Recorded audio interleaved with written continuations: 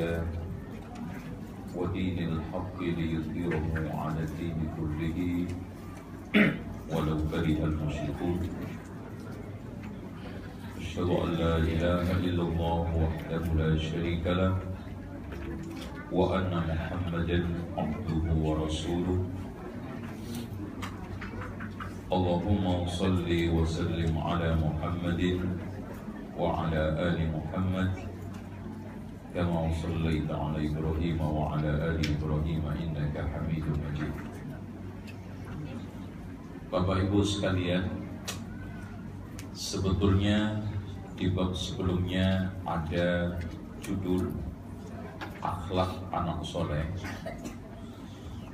Yang ini juga tidak bisa diremehkan, namun karena kondisi waktu maka saya akan rujukkan ke sana Bapak Ibu sekalian untuk digali, dikaji dan dicermati. Secara umum, akhlak yang pertama harus kita tanamkan adalah takwa, di mana anak kita sejak dini punya kontrol muraqabah, punya kontrol ilahi, yang dia tidak cerah hanya dimarahi orang tua, dia tidak hanya kapok karena dikasih sanksi gurunya, tapi lebih dari itu adalah kontrol dari Allah langsung. Dan itu setelah tercipta dalam pribadinya takwa, yaitu mental yang sudah kebentuk menjaga diri dari api neraka dengan melaksanakan perintah Allah, menjauhi larangan, bukan karena motivasi siapapun dan tujuan apapun kecuali akhirat dan takut kepada Allah. Kemudian yang kedua, saya juga anjurkan untuk masalah akhlak adalah amanah. Karena kita temukan sekarang generasi yang gampang berkhianat. Kita temukan sekarang sulit orang-orang yang amin amanah. Sementara hal yang menonjol pada pribadi Rasul ketika muda itu Al-Amin. Bahkan beliau mendapatkan julukan Al-Amin. Makanya akhlak kedua setelah takwa yang harus kita tanamkan di anak kita adalah amanah. Kemudian setelah itu adalah jujur. Kejujuran itu kita harus bentuk secara alami tanpa kita paksakan. Contoh aja di sekolah ada kantin kejujuran, walaupun kurban karena kantin saya hampir ludes 11 juta. Itu kita bikin kantin kejujuran, anak ambil barang sendiri, bayar di tempat sudah disiapin, gak ada yang kontrol. Pokoknya kita latih jujur. Ternyata ilmunya semua pada darmaji, dahar limo ngaku siji. Itu kan itu. Tapi latihan. Contoh anak melakukan kesalahan itu bisa rata-rata kita gali tanpa kita harus kasih sanksi. Alami ngaku sendiri-sendiri. Itu amanah, kejujuran. Ya ayyuhalladzina amanu taqullaha wa kunu ma'as shadiqin. Contoh jujur mengakui kesalahannya, jujur berbicara sesuatu yang dia rasakan, kita ungkap. Ya, anak rata-rata paling sulit untuk jujur mengakui kesalahan, apalagi di atas ketekanan. Entah itu guru, entah itu kalau di pondok musyrik, entah orang tua, sulit. Jadi jangan sampai anak itu terpaksa bohong karena perilaku kita. Itu. Kemudian kita tumbuhkan rasa malu, terutama perempuan.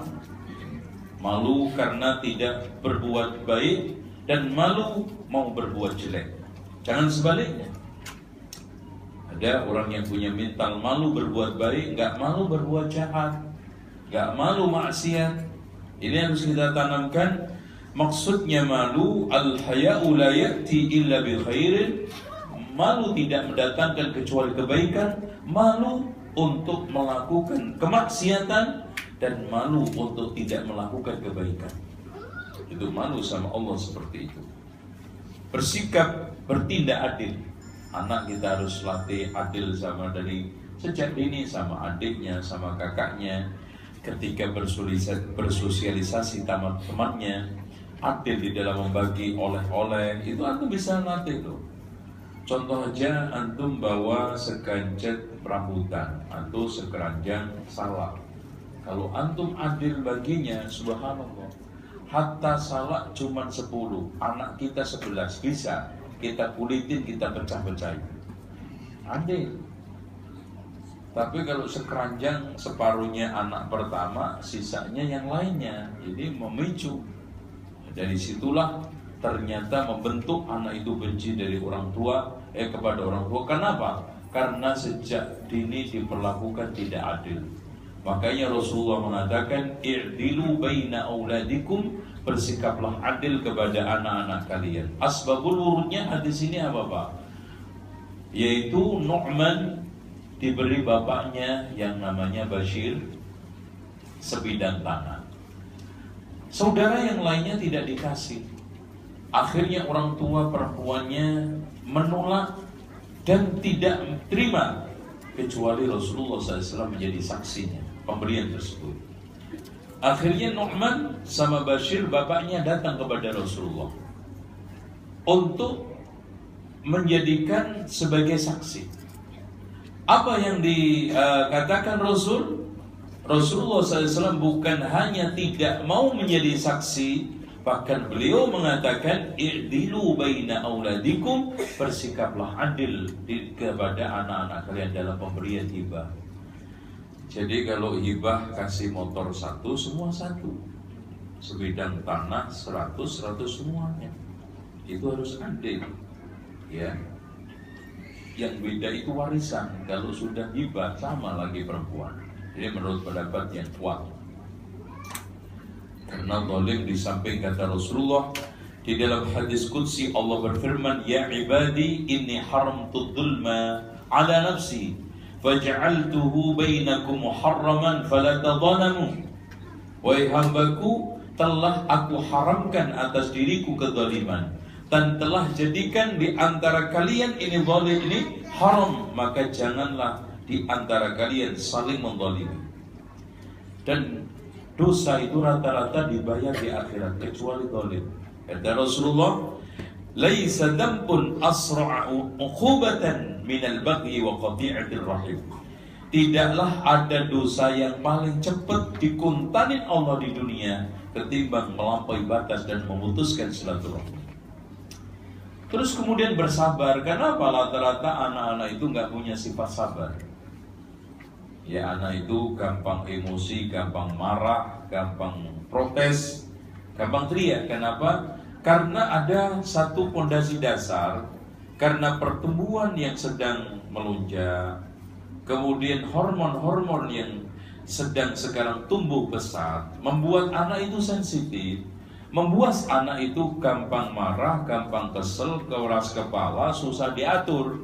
Makanya kalau ibu bapak sekalian punya anak umur terutama SMP, punya watak keras kepala, gampang marah, emosinya meledak-ledak dan sulit untuk diarahkan, itu watak.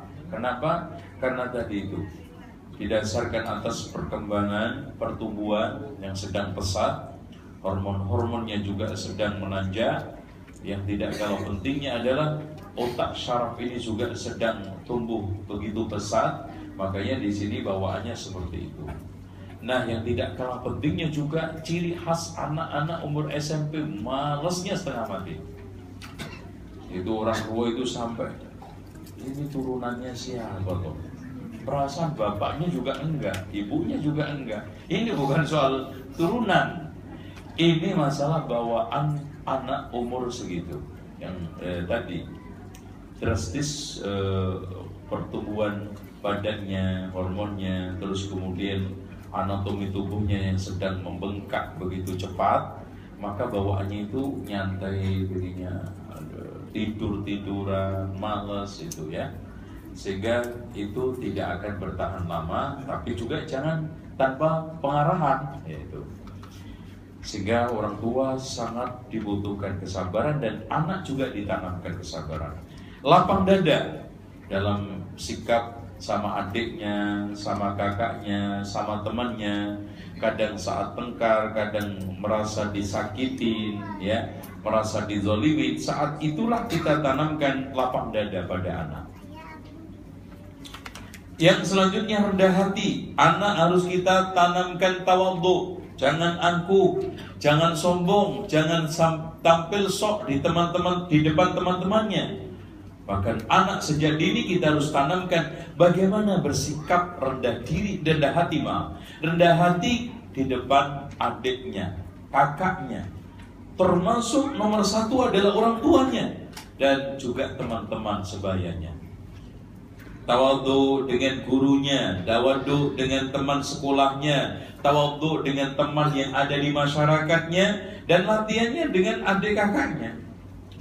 Ya, biasanya anak kalau sudah umur TK sampai SD itu yang paling senang adalah tengkar. Ya, nggak ada ceritanya anak umur TK sama SD nggak tengkar. Ada yang nggak punya itu, pasti nggak punya kaki, nggak punya tangan, gitu ya. Pokoknya senang tengkar. Tapi subhanallah, umur TK, umur SD nggak pernah punya musuh. Nah itu anehnya kan. Paling senang tengkar, paling nggak punya musuh. Berarti gampang pulih kembali, ya. Sehingga dunia anak umur itu satu nggak pernah punya musuh, nggak pernah kenal politik, nggak pernah kenal susah, nggak pernah juga kenal masalah-masalah kaitannya dengan urusan-urusan susah, maunya itu senang dan mudah terus.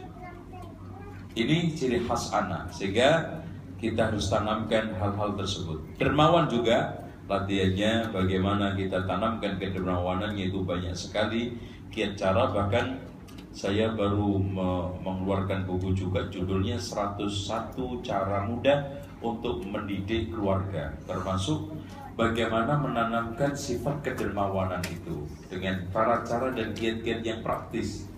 Contohnya kita kasih kotak infak atau semacam kaleng yang dia isi rutin.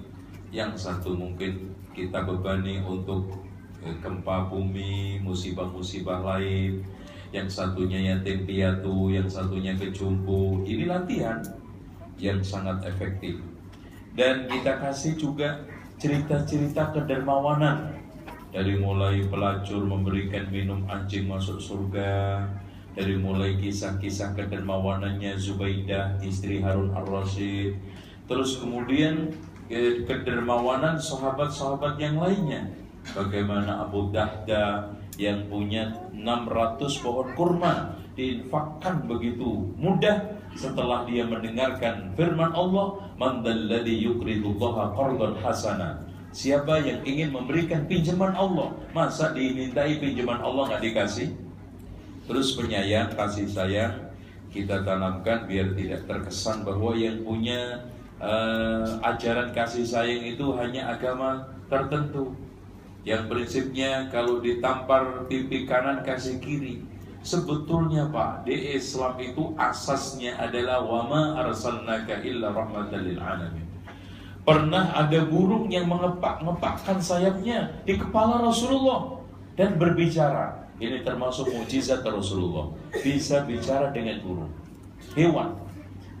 Mengadu karena telurnya diambil oleh salah seorang sahabat yang ada. Akhirnya dipanggil sahabat tersebut karena ternyata burungnya tahu sahabatnya itu. Akhirnya setelah itu urdudhu rahmatan laha, balikkan itu telur sebagai bentuk kasih sayang ke dia. Ini rahmat kita bukan hanya kepada manusia, bukan hanya kepada sekelompok makhluk, tetapi termasuk tanaman, tumbuhan, dan hewan-hewan termasuk burung. Coba yang dibenci oleh Rasulullah apa? 3 kan? Bahkan dikatakan terkutuk itu 3 perbuatan: uang hajat di jalanan, buat hajat di air yang mengalir, dan buat hajat di bawah pohon. Karena itu semuanya bentuk ramah lingkungan. Rahmat itu kan dalam bahasa Indonesianya, Melayunya ramah lingkungan. Ya kalau kita cari Islam lah ramah lingkungan. Menahan marah, ini kita betul-betul ada tipsnya juga di sini. Ada kurang lebih 10 tips untuk mengendalikan marah pada anak. Membaca ta'awudz, berwudu, mengubah posisi ketika marah, sedang berdiri duduk, sedang duduk tiduran. Kalau marah juga ya keterlaluan, orang tidur masih marah, itu potensi akan terkuras. Coba aja kalau bapak nggak percaya, kalau mau marah atau sedang marah tidur aja, begini nggak kuat, itu sambil tidur, tenaga habis dan akan hilang sendiri. Ketika marah, bayangkan wajah orang yang sedang marah. Makanya kalau ada orang yang ingin sembuh dari marah, di samping sering dengar wasiat Rasulullah, la taghdab, kalau lagi marah dipoto. Nah nanti kalau udah sembuh lama, tunjukin mukanya dia. Nih Pak, muka bapak ketika marah itu anjing masih ganteng. Iya, ganteng. Orang kalau sudah marah itu biasanya merasa paling benar. Kalau udah sembuh merasa paling salah. Lihat aja orang marah, lempar piring bener, mecah kaca bener, nampar orang bener, tapi setelah selesai paling salah. Berdoa kepada Allah supaya dihilangkan marahnya, itu tips. Keenam, ingat akibat buruk yang ditimbulkan marah, macam-macam, semuanya jelek, negatif. Ketujuh, ingat pula pahala menahan marah. Subhanallah, wala man sabara ghafara, inna dzalika lamin azmil umur. Orang yang sabar, ya, memaafkan, itu merupakan satu sifat-sifat mulia. Kedelapan, jadikan diri Anda teladan baik bagi orang lain dalam menahan marah. Dan kesembilan, pahamilah bila marah bukan untuk membela kebenaran, pasti akan membela kebatilan, minimal tindakan kebodohan, ya. Dan ke-10, ingatlah hak-hak orang lain ketika Anda marah. Pasti mendolimi orang, pasti akan merugikan orang, kecil atau besar. Nah, setelah itu bermental qanaah. Anak ini harus ditanamkan, Bu, ya. Jangan selalu dibikin anak itu selalu hidup berglamor, apa aja terpenuhi. Contoh aja, sesekali jalan-jalan kita naikin truk, ya, berani nggak? Tutup terpal. Sekali-kali kamu susah, ya susah kebanget terbang katanya anak. Ya tidak harus seperti itu. Kita sekarang umpamanya kalau baju bisa punya 3 cukup, kenapa harus 5? Nanti kalau kamu bisa ngasih sisanya untuk yatim piatu deh, nanti akan di surga sama Rasulullah seperti ini. Antum jelaskan, itu qanaah. Contoh aja soal masalah uang jajan, butuh, kita tanamkan qanaah. Dalam gaya berpakaian, makan, dan termasuk kepemilikan, kita harus tanamkan qanaah. Apa itu qanaah? Anak harus kita tanamkan terima apa adanya pemberian Allah, yang penting halal walaupun 10 miliar. Itu ya, daripada 10 juta haram, mana yang lebih bagus? Iya. Yang paling penting mental tadi loh, terima apa adanya, yang penting halalnya itu. Soal berapanya kan Allah nggak pernah mematok, kamu harus punya kekayaan sekian, nggak boleh sekian. Tapi yang dipatok Allah adalah mental bisa terima apa adanya, yang penting halal. Maka Rasul bersabda, izhad fid dunya yuhibbukallah. Zuhudlah kamu di dunia, artinya terima apa adanya pemberian Allah, yang penting halal, Allah akan cinta sama kamu. Wazhad fi ma 'indan nas, zuhudlah apa yang di tangan manusia. Apa artinya? Tahanlah, jangan sampai sukanya seneng di tangan orang, pengennya yang di tangan orang, ngelirik yang ada di tangan orang, pengen pindah ke dia minimal hilang, akhirnya hasud. Bahkan kita harus terima, inilah yang terbaik milik saya. Ya kata orang kan bahasanya sederhana banget tuh Pak. Jangan suka rumput tetangga lebih hijau daripada milik sendiri. Itu qanaah. Nah, sekarang menjadi generasi potensial. Ini pertama, jasmani anak kita harus kita bikin sehat. Allah aja menegaskan kepada para rasul, ya ayyuhar rusulu kulu minat thayyibat, supaya apa? Sehat. Wa'malu shalihan. Apa? Kenapa Allah setelah memerintahkan makan, setelah itu wa'malu amal? Ini menunjukkan antara makan dengan amal itu ada koneksi jasmani, ada hubungannya, ada keterkaitan sangat erat. Pertama, makanan baik, bagus, halal akan memberikan semangat hidup, kerja baik, amal soleh itu mudah. Itu satu. Kayaknya rata-rata orang kalau makanannya itu gak bagus, haram, itu sulit juga diajak untuk amal soleh. Sulit badan ini digerakkan untuk ibadah, males bawaannya. Ini makna kenapa Allah mengkaitkan makan sehat, makan halal, amal soleh. Yang kedua, gak mungkin orang itu bisa makan baik-baik, makan sehat kalau dia itu gak berusaha dengan baik. Dengan demikian ini juga tuntutan untuk kerja. Sehingga Rasulullah SAW menegaskan bahwa ma min nabiyyin bu'ith illa wa qad ra'al ghanam, tidaklah ada satu nabi pun yang diutus melainkan pernah mengembala kambing. Usaha. Nabi Zakaria bertukang, Nabi Dawud bikin baju perang, Nabi Sulaiman anyaman tikar yang terbuat dari pelepah kurma. Bahkan seluruh nabi pernah usaha mengembala kambing seperti yang ditegaskan oleh Rasulullah. Dan ini merupakan bentuk ketawakalan. Dan siapa yang mengartikan tawakal adalah pasrah tanpa usaha, itu namanya tawakul, bukan tawakal. Tawakul itu pasrah badan, pasrah hati. Kalau tawakal pasrah hati kepada Allah, pasrah mengerahkan kaki untuk usaha, itu namanya tawakal. Jadi kalau ada orang yang sekarang ini pasrah hati, pasrah kaki, namanya tawakul. Nanti ujung-ujungnya sok tawakal, nggak mau kerja, akhirnya apa? Menengadahkan tangan, minta-minta, tergantung sama orang, giliran ditawari nasi habis sebakul, tawakul. Itu. Tapi kalau tawakal digambarkan oleh Rasulullah, "Lau annakum tatawakkaluna 'ala Allahi haqqa tawakkuli." Kalau seandainya kalian bertawakal kepada Allah dengan sebenar-benarnya tawakal, kalian akan diberikan rezeki oleh Allah seperti burung, perut pergi ke ini kosong pulang kenyang. Alias bagaimana, lihat Pak, burung itu hanya modal sayap dikepakkan, kemudian hanya patok sama ceker. Dan maaf loh, rezekinya sangat terbatas, hanya ulat. Tapi gak ada satu burung pun stres gara-gara gak dapat rezeki. Gak ada satupun burung yang mati kelaparan. Gak ada. Anehnya kok ada manusia mati kelaparan, padahal penghujan, gak baca klik. Yang lebih aneh lagi, burung jam 10 aja sudah menikmati hidupnya, berbahagia, berkicau dengan pasangannya. Ini malam jam 10 padu tengkar sama istri anaknya, sama suaminya, karena hanya soal ekonomi. Aneh. Coba bayangkan ayam itu susahnya kayak apa, Pak? Sudah ditinggal jantannya, minggat, ditinggalin telur 15. Coba susah kan?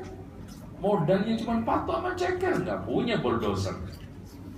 Tapi subhanallah, hidup semua tuh 15, kenyang, gendut, beres.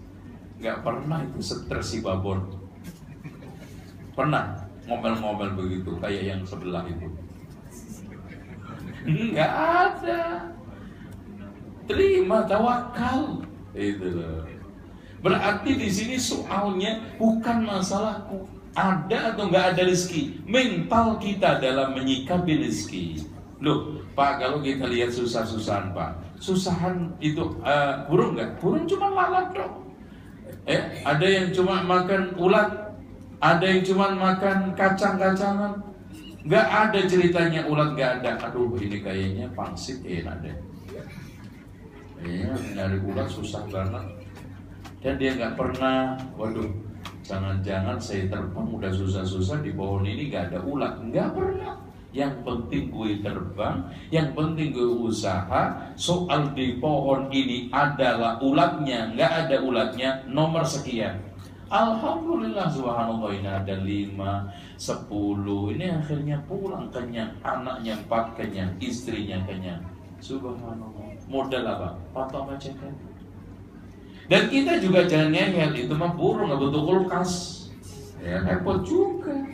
Rasul di sini bukan mengajarkan kepada kita pola cari uangnya burung, tapi pola tawakalnya burung. Itu yang harus kita ambil pelajaran. Nah, hadirin sekalian, selanjutnya tampil anggun dan bersih.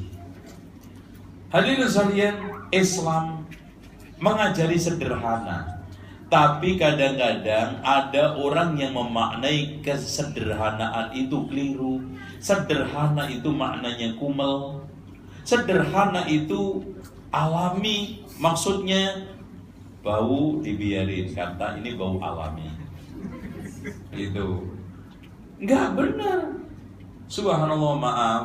Ada sebagian akhwat contohnya memahami hadis keliru. Gak boleh perempuan keluar pakai wangian, tapi juga gak boleh sebaliknya, lawan daripada wangi. Itu sampai 5 meter nyangkut. Ya Allah, bau badannya Masya Allah. Berarti BBM bau badan Masya Allah. Itu repot juga, ganggu tetangga. Ini zuhud Pak, zuhud apanya? Zuhud itu Pak nggak pernah bisa dinilai dengan dohir Pak. Makanya nggak ada orang satupun yang bisa bilang dia zuhud. Kenapa? Zuhud itu ialah kamu lebih percaya yang di tangan Allah daripada yang di tangan kamu. Yang kedua, kamu menyikapi sama orang yang memuji kamu dan mencela kamu. Yang ketiga, kamu bisa bersyukur ketika mendapatkan nikmat, bersabar ketika mendapatkan musibah. Yang keempat, zuhud adalah ini yang Masya Allah. Ketika kamu kena musibah, kamu senang pahala yang kamu tunggu di akhirat, sehingga melupakan kesedihan akibat musibah itu. Artinya, ketika seorang muslim kena musibah, yang ditunggu pahala akibat musibah itu di akhirat yang lebih besar, sehingga lebih bahagia, senang, menghilangkan kesedihan yang menimpa itu. Itu zuhud. Kalau memang begitu katanya Yunus ibnu Abi Maisyarah, semuanya adalah perbuatan hati dan tidak ada yang bisa menilai secara zahir, sehingga orang itu zuhud. Ada orang yang ngomong begini, Mas, orang itu zuhud banget. Dari mana Pak antum tahu Pak? Yaitu dia itu omongin orang diem, dicela orang diem, dipuji orang diem. Belum tentu Mas, karena orangnya pendiam, tapi pulang nyantet antum nggak tahu loh. Gitu kan gitu. Iya, kita nggak tahu. Wah, orang ini pendiam Pak, Masya Allah Pak, kayaknya orang ini zuhud Pak. Kenapa? Wah, itu dicela orang diem, dimarahi orang diem, diledek orang diem. Subhanallah. Tapi pulang nyantet deh Mas. Lalu ngambil dukun 5 untuk nyandet itu kan nggak tahu juga, nggak bisa ada yang nilai. Itu contoh aja. Ini orang Pak pakaiannya tiap hari itu aja zuhud banget. Belum tentu Mas, orang kumelok. Dia itu memang bawaannya dari sononya, nggak pernah mau ganti. Atau memang nggak punya. Kita nggak bisa nilai orang. Dengan demikian, tampil bersih, bagus, anggun itu tidak bertentangan dengan Islam. Bahkan Allah menegaskan, kul man harrama zinatallahi allati akhrajal ibadi. Katakan Muhammad, siapa yang bisa mengharamkan perhiasan yang telah dikeluarkan oleh Allah secara halal buat kita? Ya, gini loh Pak, sederhana itu, zuhud itu, dulukan pola daripada gaya, pentingkan kebutuhan daripada keinginan. Loh, kalau sekarang ada orang butuh mercy, emangnya gak zuhud? Contoh, ada salah satu ikhwan yang kerjanya adalah menjadi kontraktor yang nilai tendernya 1 triliun umpamanya. Ya minimal 10 miliar, pokoknya miliaran. Coba antum akan ketemu customer nilai kontraknya 500 miliar bawa Avanza, gak bakal antum diterima. Aduh, Avanza ini jangan-jangan penipu ini ya. Gitu. Itu pun bilang, Pak, ini mobil saya nyewa juga, Pak. Ya, nggak jadi aja deh, Mas. Ini jangan-jangan duit saya hilang. Jadi begitu, itu nggak namanya bukan orang zuhud, butuh dia. Bahkan ada ikhwan yang Masya Allah, dia memang pakai mobil itu untuk ketemu itu, selainnya biasa, karena itu kebutuhan. Makanya pentingkan kebutuhan daripada keinginan, dulukan pola daripada gaya. Contoh aja, gaya kita punya HP, ya. HP kalau memang 350 yang Samsung itu Masya Allah tahan banting, tahan baterai, SIM cardnya 2. Kalau itu sudah, ngapain kita harus beli yang mahal? Gitu. Kayak saya ini cuma 600.000, ini 600.000 bekasnya. Kadang-kadang kita itu menyesuaikan gaya. Apalagi rata-rata orang Asia Tenggara, Indonesia itu ya, itu paling penting punya HP untuk tujuan 3: telepon, SMS, foto-fotoan. Apalagi haji, rukun haji yang kelima, foto-fotoan. Kalau gak foto, nggak sah. Sampai tiang masjid itu difotoin semua. Pokoknya, apalagi sekarang zaman update status. Masuk bus saja update status, Pak, udah di bus, kirim WhatsApp.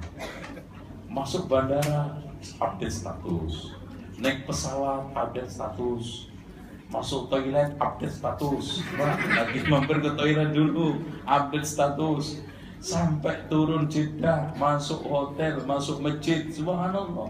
Itu kalau diagendain bisa 4 agenda tuh foto. Itu aja fungsi. Kenapa kita harus memaksakan, apalagi sampai kredit, sampai hutang, gara-gara soal masalah fashion, soal pakaian, soal HP, soal itu sederhana. Itu makna kita bagaimana menjaga penampilan kita. Nah, subhanallah, Rasulullah SAW menganjurkan siwak. Coba lihat, Pak, Rasul itu kalau masuk rumah siwakan dulu. Tujuannya apa? Biar nggak bau, ketemu istri. Makanya jangan yang dituntut untuk dandan cuma istrinya. Bahkan Abdullah bin Abbas mengatakan, saya senang dandan untuk istri saya sebagaimana saya senang istri dandan untuk saya. Loh, haknya itu sama.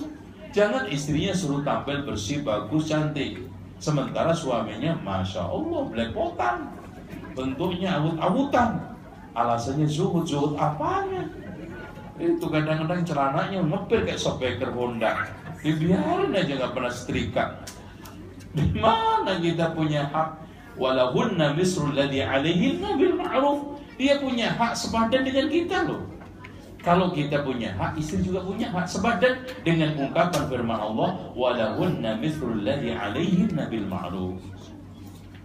Sehingga sampai ke masjid aja, ya bani Adam khudhu zinatakum 'inda kulli masjid, dandan kok. Sehingga alasannya kenapa kita disuruh untuk dandan bagus ke masjid, kata Rasul, fallahu ahaqqu ayyuzayyana lahu. Allah paling berhak untuk kita tampil indah di depannya, di hadapannya. Kadang sholat kaos oblong, Masya Allah. Kalau kita tanya, Mas, kamu berani nggak pakai pakaian ini ketika dipanggil bupati? Nggak bakal. Seandainya antum sekarang ada rapat sama Pak Camat aja deh, nggak usah bupati, pakai pakaian ini enggak Pak. Loh, kok berani antum sekarang ketemu Allah pakai pakaian seperti ini? Ya apa? Itu nggak bisa. Yang lebih lagi kadang-kadang subhanallah, Pak, udah pakai kaos oblong, belakangnya gambar itu topeng begini, lidahnya bergopeng gitu.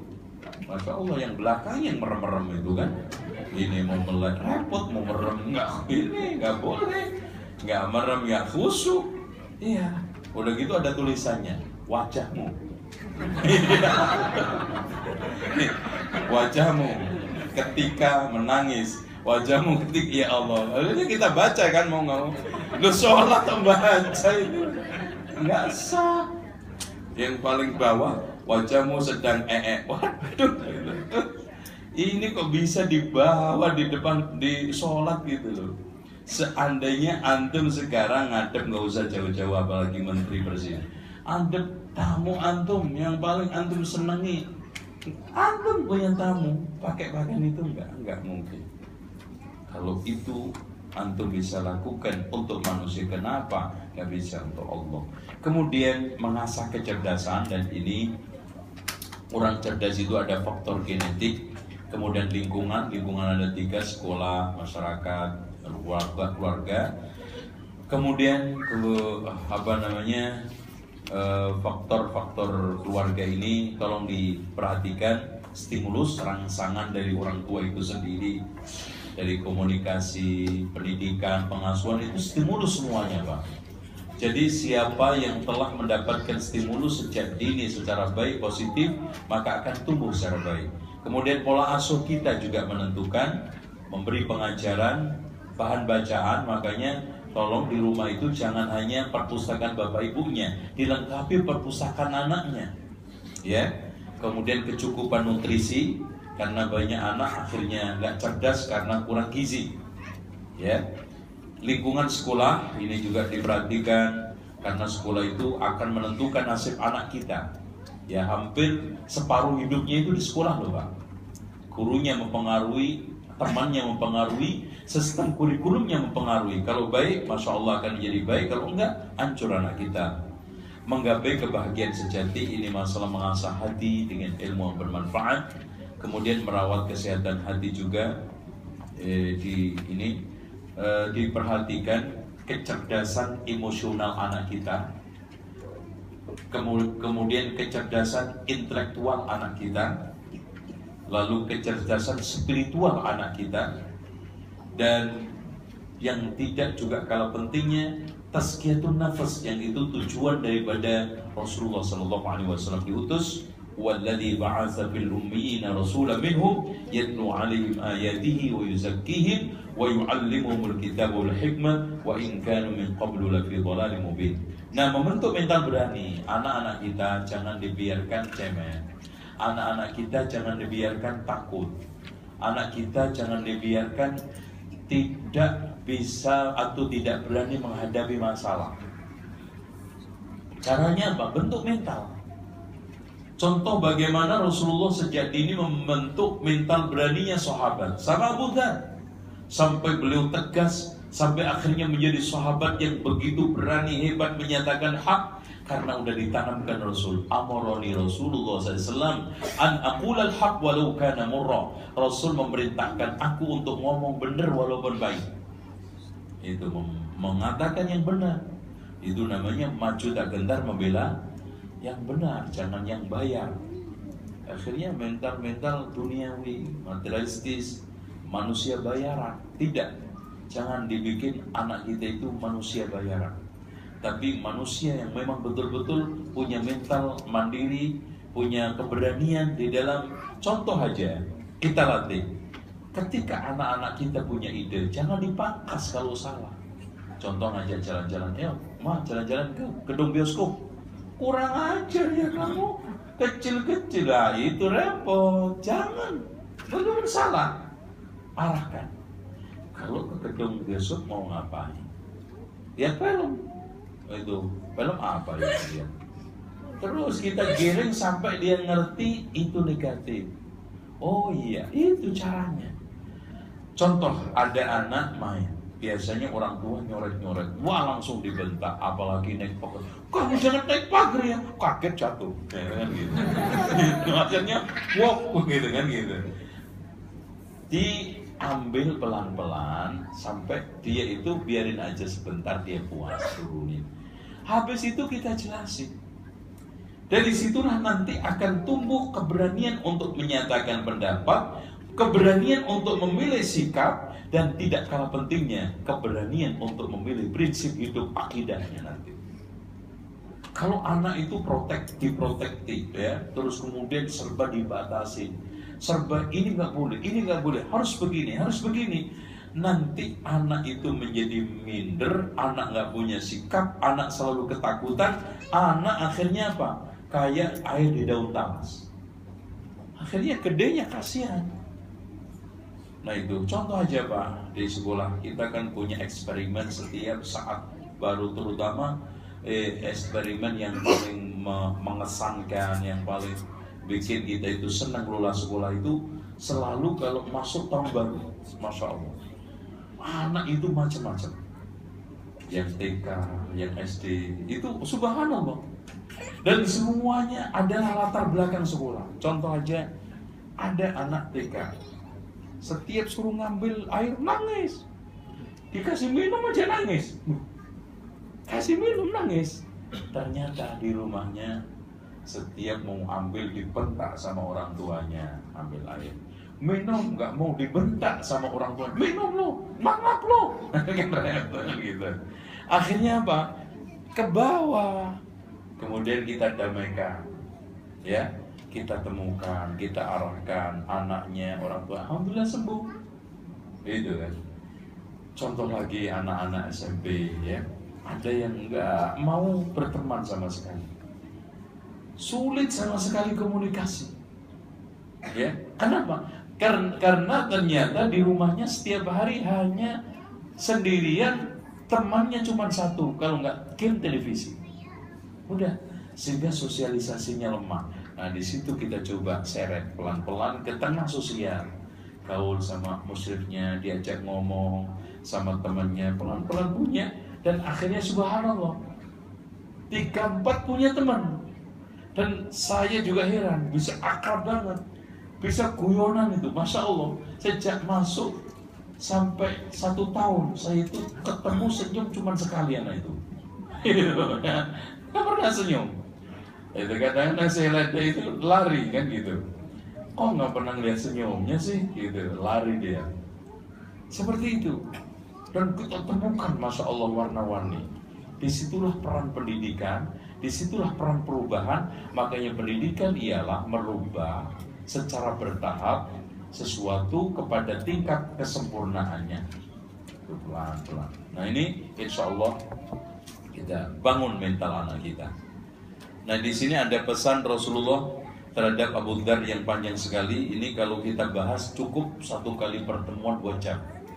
Wasiatnya Rasulullah ini indah sekali ke Abu Dzar ini, masya Allah.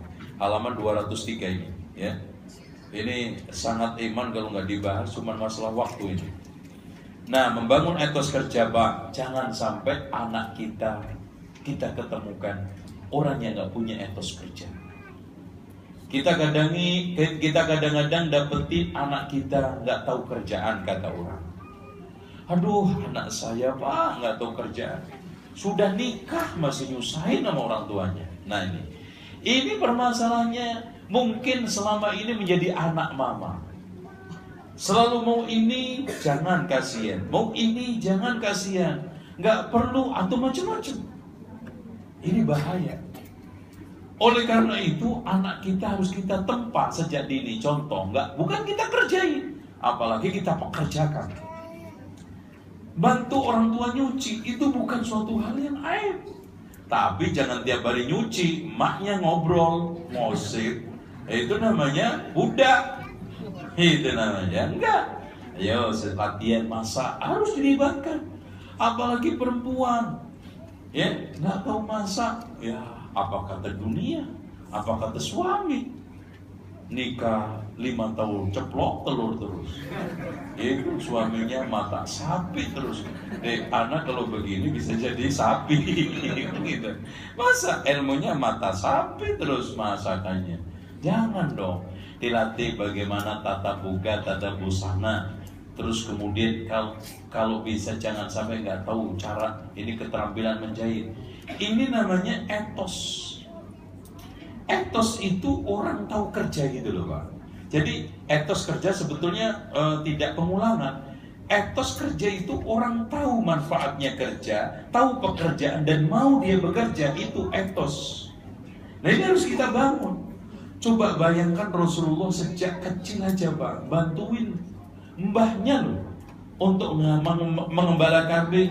Wafat pun bantuin Abu Thalib. Sampai mulai dewasa umur 25 tahun pun mulai dagang ke Syam. Kan hebat itu. Nggak main-main. Sudah melakukan perdagangan internasional. Itu kalau nggak kebangun mentalnya, itu nggak mungkin. Nah inilah yang harus kita terutama mental cemen, nggak mau cuman maunya enak. Rata-rata anak gitu Pak. Anak sekarang itu motivasi hidupnya yang lemah. Yang saya temukan di kalangan pesan, motivasi hidup. Kalau dulu kan kita belajar ada motivasinya, semangat. Kadang-kadang Masya Allah ya, jarak sekolah itu sampai 1 kilo mau. Kadang-kadang kalau kita pakai kendaraan itu malah kendaraannya yang seringnya naik kita, bukan kita naik sepeda. Sepeda naik kita. Kenapa? Jalannya belepotan gak karu-karu. Tapi masih terus belajar. Bahkan saya dulu sekolah SMP itu jaraknya 8 kilo. Motivasi ada.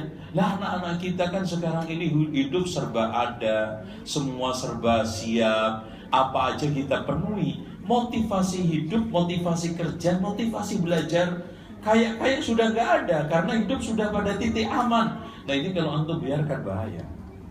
Makanya harus kita bangun mental kerja dia.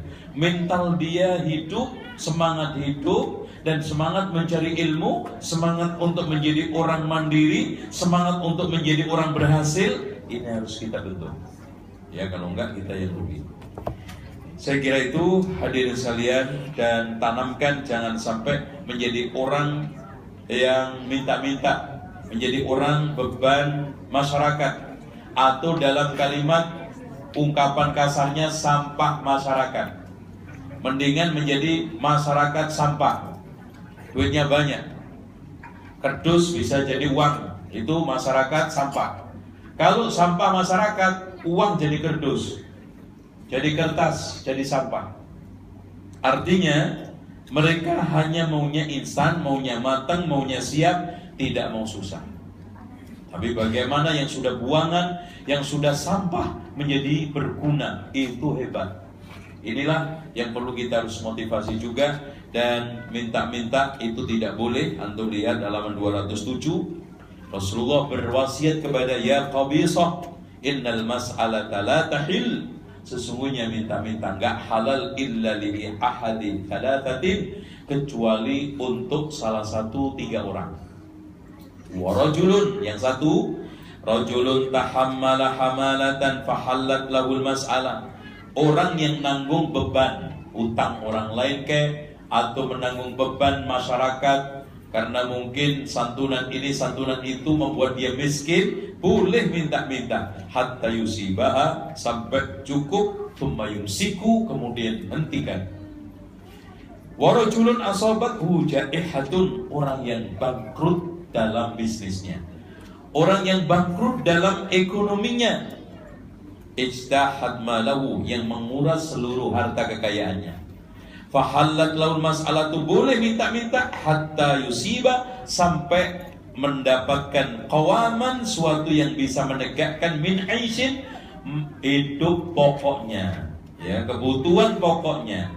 Jadi gak boleh lebih ya, sampai menemukan sumbangan bantuan untuk menegakkan kebutuhan pokoknya, baru setelah itu berhenti.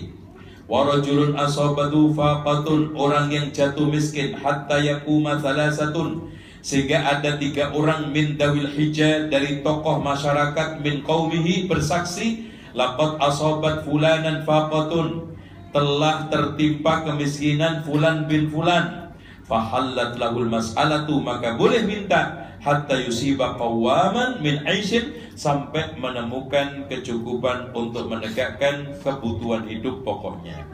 Wa ma siwahunna, selain itu, minal mas'alati, dari minta-minta harta ngemis, ya qabisah wa qabisah, sukhtan yakuluha sukhtan, itu statusnya haram, statusnya sampah, statusnya tidak halal. Sukhtun, itu jelas. Dan hadis ini sahih, diriwayatkan oleh Imam Muslim dan juga Imam Ibnu Khuzaimah di dalam sahihnya. Makanya saya mohon dihindari minta kalau memang nggak perlu, Tiga tersebut hindari. Kalau enggak, kita memakan harta yang haram. Saya kira itu ya cukup, dan kita masuk sholat zuhur, dan insya Allah kita lanjutkan nanti di kesempatan lain. Jazakallah Ustaz. Karena akhir sesi yang kedua ini, bagi bapak-bapak dan ibu-ibu yang mempunyai pertanyaan bisa mulai menuliskan pertanyaannya